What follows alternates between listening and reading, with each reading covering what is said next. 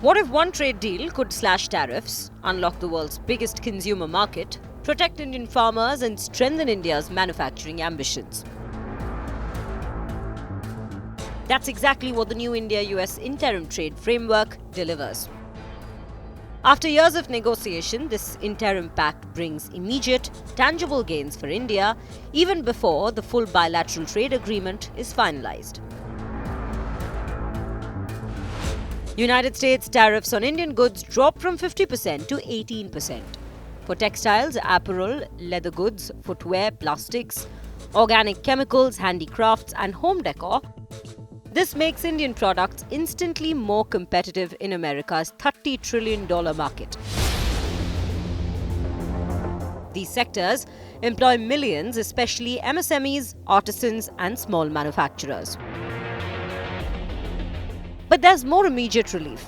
As of 10:30 a.m. Indian Standard Time, February 7th, a punitive 25% penalty tariff linked to India's Russian oil purchases is gone completely.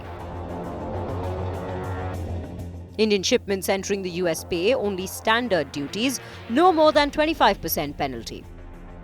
Crucially, exporters who already paid this extra charge can claim refunds from the US Customs through standard procedures. The order makes it official. Refunds must be processed under law.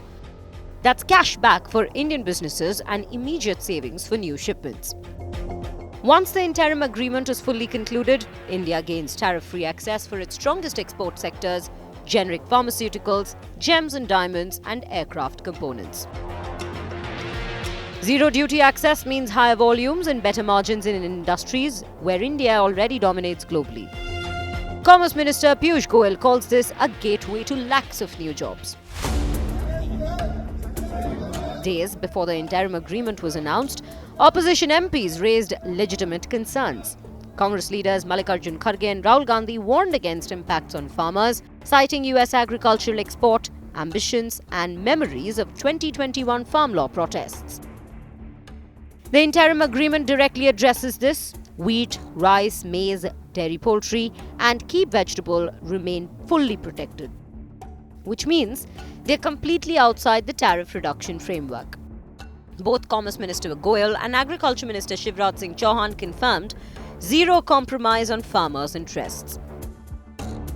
India drew clear red lines. Farmers are shielded from import shocks while exporters gain unprecedented US market access. India will reduce tariffs on US industrial goods such as advanced machinery, medical equipment, aviation parts, semiconductor equipment, and energy technology. This isn't concession, it's strategic. Cheaper critical inputs directly strengthen Make in India. The interim pact also tackles regulatory friction. India will streamline standards for medical devices, ICT products, and farm goods. Within 6 months of the interim agreement taking effect, India will decide whether to accept US or international product standards in key sectors, eliminating duplicate testing. Both countries will also coordinate certification procedures for faster, more predictable approvals. On technology, India and the US deepen cooperation on AI hardware, semiconductors, and graphic processing units.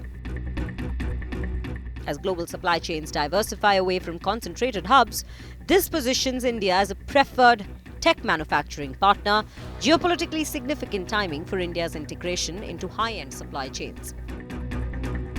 To conclude, this interim agreement delivers an immediate end to the 25% penalty with refunds available, tariffs slashed from 50% to 18%, zero duties on pharma gems and aircraft parts, cheaper manufacturing inputs, semiconductor and AI cooperation, streamlined regulations, global supply chain integration, and complete agricultural protection addressing opposition concerns.